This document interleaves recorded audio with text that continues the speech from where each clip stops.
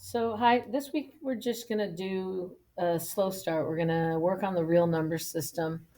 And instead of a Delta math assignment, all of the questions will be embedded in this ed puzzle. And that'll be your only assignment for this week. Hopefully, it doesn't run too long. But all we're really doing today is classifying numbers. And so we're starting with ooh, doesn't want to write up there. What we're starting with today is the real number system. And that's the system you guys have pretty much been working in all of your lives, right? You haven't really moved much beyond that at this point. When we're talking about the real numbers are often expressed as R, sometimes with the double line, sometimes just a capital R. And it's just all numbers for the most part. It's all the numbers that aren't in the complex, they're a subset of the complex number system, but don't include the complex numbers. And you've seen these numbers all your life. When you first start counting, think about it. When you're learning how to count, you start counting 1, 2, 3, 4, 5 on your fingers, items in front of you.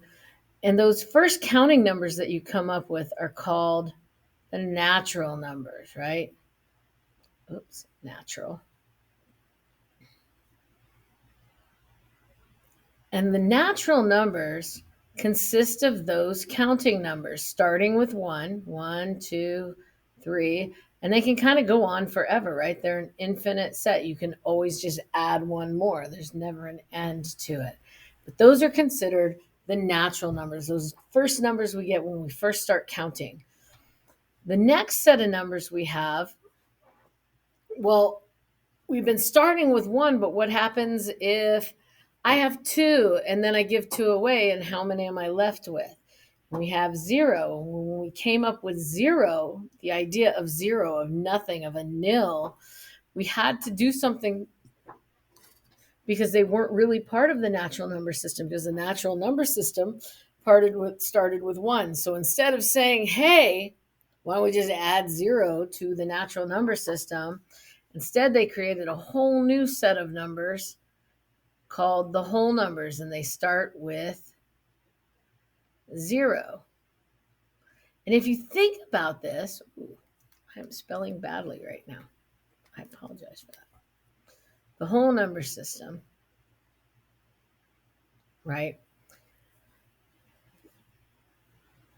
is the natural numbers. The only difference is it starts with 0. So notice we talked about how the natural numbers were infinite. They could go on forever and ever and ever. You get to the end and just add one more, right? There's never an end in sight. They're infinite. They go on forever. The whole number system is also infinite. It goes on forever. It just happens to be one larger, if you want to put it that way, than the natural numbers, right? Because it has this addition of 0 that the natural numbers don't have. And if you think about it, here I have the natural numbers, right? And here, encompassing that, I have the whole numbers, and the whole numbers have all of the natural numbers inside it, right? Next, so we've taken it to 0, right? We started out with just the counting numbers, and then we put 0 in that. But sometimes we have to deal with negative numbers. Like, what if I have $3, but I owe you $5, right? So technically, I'm minus $2, right? I'm $2 in debt. And when we brought the negative numbers into the mix, we call them the integers, right? Why do they get the letter Z? I have no idea why they use Z. I know why they don't use I, because that is what we use for the irrational numbers, but I don't know why they went with Z. But Z stands for the set of all integers. And integers are all of these whole numbers, but they start in the negatives, right? So say we have -2, -1, 0, 1, 2, and all these go to infinity in both directions now. So before we had our whole numbers that kind of started here and went that way, but now we have another infinity going in this opposite direction, right? They go in both directions now forever and ever. But if you notice, the whole numbers and the natural numbers are all inside of that. So we could just put that in a big circle and we could say, okay, well, our integers contain the whole numbers and the natural numbers, right? So if something is a natural number, it is also a whole number and it is also an integer, if that makes some sense. Next, we have those fractions, right? Like, what if I have 1.5 of something, right? I have 2 apples. I eat half an apple. I still have 1.5 apples left. And that brings into play the idea of fractions. Rational numbers, they consider it like a ratio. It's like a part of something, right? Anything that can be written in the form of a fraction is considered to be a rational number. And we call the rational set Q. And unlike Z, I do know where the Q came from. Think about this. I said it is a fraction. And if you think about what a fraction is, it is something over something else. That's actually the division symbol, which is what a fraction is, right? The division symbol is just notifying a fraction. It's saying something blank here over something blank here.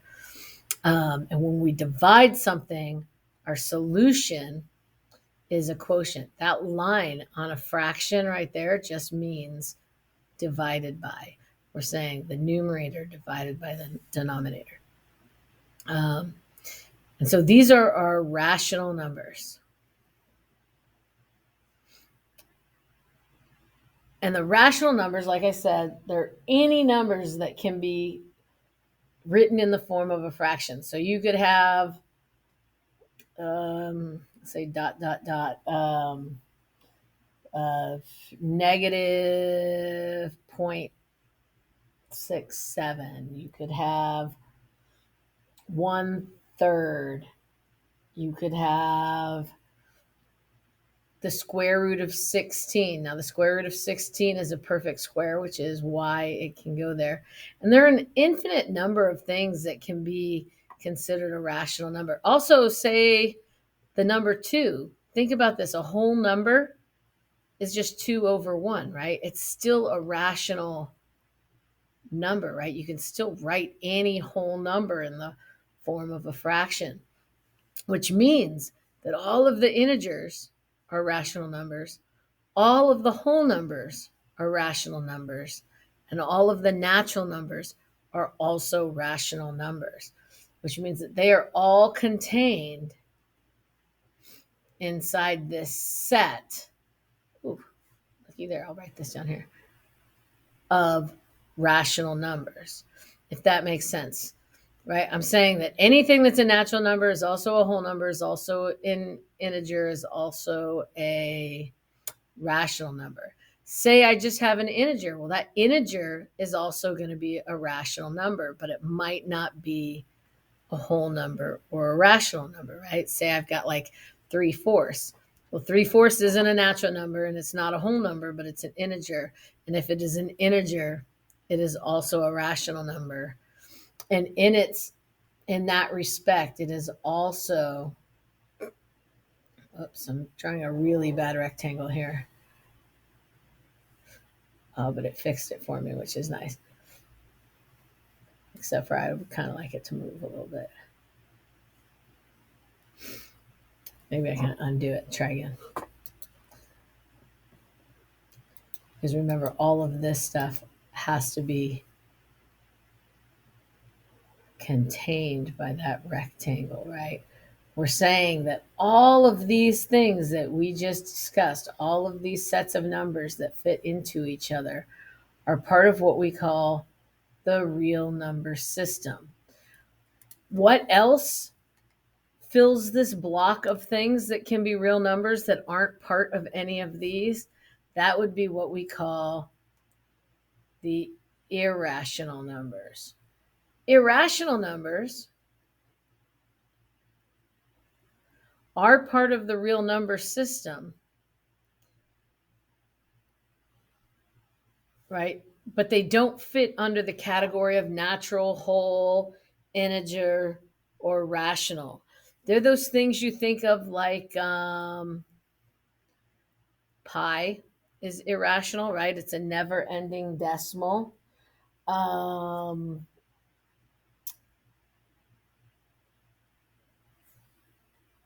with no repeat, right?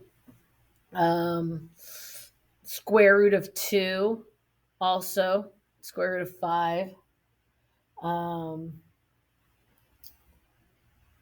negative square root of 101. There's all sorts of things that don't fall under the category of the rational numbers, right? Because natural, whole, integer all fall under the category of rational numbers. But then we have these numbers that don't. And they're things like never ending, non repeating,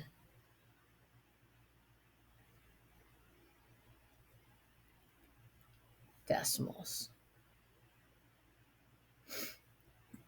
So when we're classifying these and we talk about things like if you're asked a question that says, say, name all sets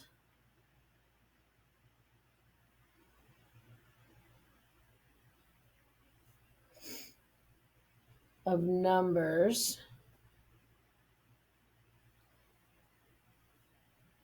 to which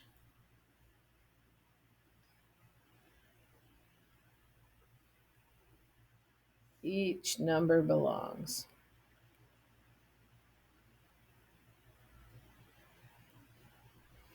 So if I said, name all the sets of numbers to which each number belongs, and I gave you an example of 30, we would go, okay, well, what number groups does this belong to? And if you come back up here, we know that it's a natural number. It's definitely a whole number greater than 1, right? It's a solid number, 1, 2, 3. You can count forever. Eventually, you would get to 30. So we know it's a natural number, right? If it's a natural number, that means it's a whole number, it's an integer, it's a rational number, and a real number. So it would fit all of our categories except for irrational, right? So we could go, okay, well, it's n, it's natural, it's whole, it's an integer, it's a rational number, and it's a real number. Will they all be everything? No, no, they won't. What if I have um, negative 11? Well, that is a whole number, but it is a negative whole number.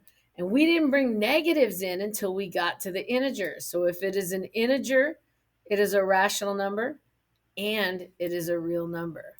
So what we could say is that we've got z, right? Because it starts out as an integer. If it's an integer, it's a rational. And if it's a rational, it's a real. Um,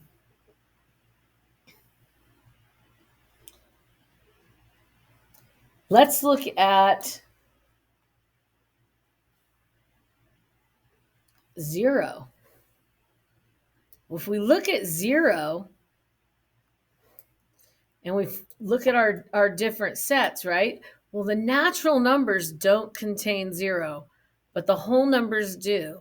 And if the whole numbers do, then it is a whole number, an integer, rational, and real, right? It starts at W, it's also Z, it's also Q, it is also R. So W, Z, Q, and R.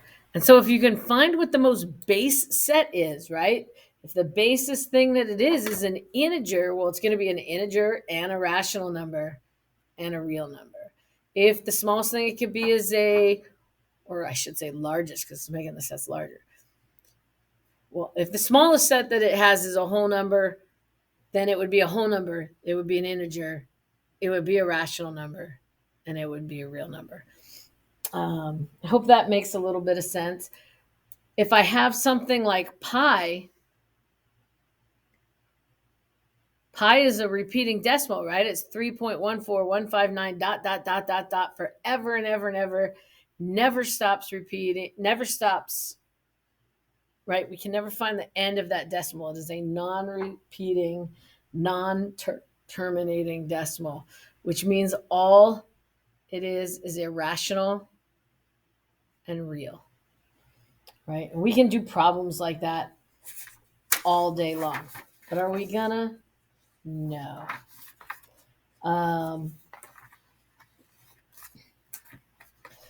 I think I'm going to leave that at this for today, and throw in some sample problems for us. I'm going to ask you guys some questions about organizing these number systems, and we'll call that quits for today. Our normal ed puzzles will be a little bit longer. Our lessons will be more plentiful, but this being the first week back and me wanting you to make sure and get that reading inventory done, I'm going to cut it a little short here. So please, if you have any questions, feel free to message me, and I will be happy to answer them. Otherwise, we can answer them in class on Thursday when I see you. That's all for now.